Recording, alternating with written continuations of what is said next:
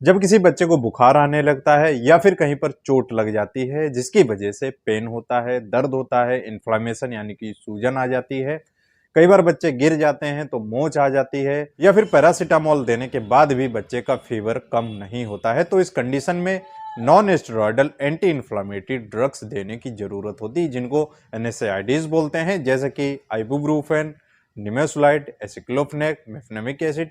ये सारी pain killer medicine होती हैं। इनको पैरासीटामोल के साथ में दिया जाता है अगर बच्चे का बुखार कम नहीं हो रहा है और जल्दी से कम करना है तो ये सारी मेडिसिन पैरासीटामोल के साथ में दी जाती हैं। लेकिन कई बार क्या होता है, बच्चे का जो डोज होता है वेट और एज के अकॉर्डिंग दिया जाता है, तो काफ़ी प्रैक्टिशनर्स जो होते हैं या फिर बच्चे को जब दवा दी जाती है तो काफ़ी कन्फ्यूजन रहता है। ये जो पेन किलर हैं, जो एनएसएआईडीज हैं, इनको किस तरह से दें, कितने एमजी, कितने वेट में बच्चे को देना चाहिए। तो अपने इस वीडियो में यही जानेंगे, पेन किलर मेडिसिन जो होती हैं बच्चे में वेट के अकॉर्डिंग किस तरह से दी जानी चाहिए और क्या क्या सावधानियां रखनी चाहिए। अगर चैनल पर नए हैं, आगे बढ़ने से पहले इसको सब्सक्राइब जरूर कर लें, बेल आइकन को भी प्रेस कर लें। वीडियो अच्छा लगे तो इसको लाइक जरूर करें, अपने दोस्तों में शेयर करें। तो आज का वीडियो हम शुरू करते हैं। तो सबसे पहले बात करेंगे आइबुप्रोफेन के बारे में। यह भी एक अच्छा पेन किलर है, यह भी non steroidal anti inflammatory drugs की कैटेगरी से आता है। यह सिरप फॉर्म में आता है और टेबलेट फॉर्म में भी आता है, जिसका इस्तेमाल बच्चों में सबसे ज्यादा किया जाता है। इसका जो डोज होता है मैं बता देता हूं आपको, 10 से 15 mg पर केजी पर डे दिया जाता है।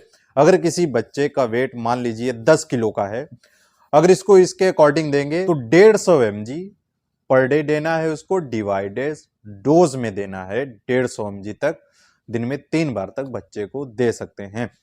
टेबलेट 200 mg 400 mg की स्ट्रेंथ में आती है। सिरप 100 mg पर 5 ml होता है, यानी कि लगभग पूरे दिन में आप 5 ml तक बच्चे को दे सकते हैं, दिन में 3 बार तक डिवाइडेड डोज में। दूसरी हमारी मेडिसिन है मेफेनेमिक एसिड।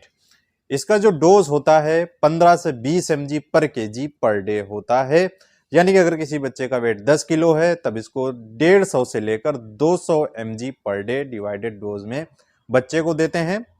जो टेबलेट होती है 100 mg की स्ट्रेंथ में आती है और जो सिरप होती है 50 mg पर 5 ml होता है। तीसरी हमारी है डाइक्लोफेनेक। इसका जो डोज होता है दोस्तों 50 mg होता है, टेबलेट फॉर्म में आता है, सिरप फॉर्म में नहीं आता है और इसको बच्चों में रिकमेंड नहीं किया जाता है, इसको अवॉइड किया जाता है। लेकिन फिर भी जरूरत अगर पड़ती है तो बच्चे में इंजेक्शन फॉर्म में इसको दे सकते हैं। इंजेक्शन दिया जाता है, इसको आईएम लगाया जाता है। ये डॉक्टर की देख रेख में किया जाता है, अपने आप इसका इस्तेमाल बिल्कुल ना करें। और हमारी चौथी पेन किलर है निमोसिलाइड। दोस्तों जो निमोसिलाइड होती है 5 mg पर केजी पर डे दी जाती है और जो सिरप फॉर्म में आती है 50 mg पर ml होता है और टेबलेट फॉर्म में ये 100 mg की स्ट्रेंथ में आती है। अगर मान लीजिए बच्चे का वेट 10 किलो है, 50 mg पर KG per day divided dose में देते हैं, इससे ज्यादा बच्चे को नहीं दिया जाना चाहिए। लेकिन सबसे ज्यादा जो पेन किलर बच्चों में इस्तेमाल की जाती है वो आइबुप्रोफेन, मेफेनेमिक एसिड बच्चे को दी जाती है। आपने कई सारी सिरप भी देखी होंगी, जैसे कि मेफ्टाजेसिक आती है, आइबुजेसिक आती है। इनमें आइबुप्रोफेन पैरासीटामोल होता है और मेफेनेमिक एसिड पैरासीटामोल होता है, ये कॉम्बिनेशन में आती बच्चे को दी जाती हैं।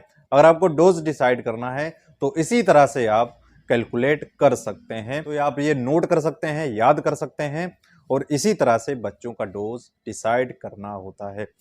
तो दोस्तों मिलते हैं नेक्स्ट वीडियो पे। आपको समझ में आया होगा, अगर किसी बच्चे को पेन किलर देने की जरूरत हो रही है तो किस तरह से बॉडी वेट के अकॉर्डिंग इनको कैलकुलेट करना होता है, किस तरह से दे सकते हैं। अगर आप इससे संबंधित जानकारी चाहते हैं, अगर आप किसी और मेडिसिन के बारे में जानना चाहते हैं, किसी और बीमारी के बारे में जानना चाहते हैं, कमेंट करके बता सकते हैं। इंस्टाग्राम पे मुझे फॉलो कर सकते हैं, मैसेज कर सकते हैं। आई होप दोस्तों आपको वीडियो पसंद आएगा, तो इस वीडियो को लाइक करें, चैनल पर नए सब्सक्राइब जरूर कर लें, बेल आइकन को भी प्रेस कर लें, जिससे कैसे इन्फॉर्मेटिव वीडियोस आपको हमेशा मिलते रहेंगे।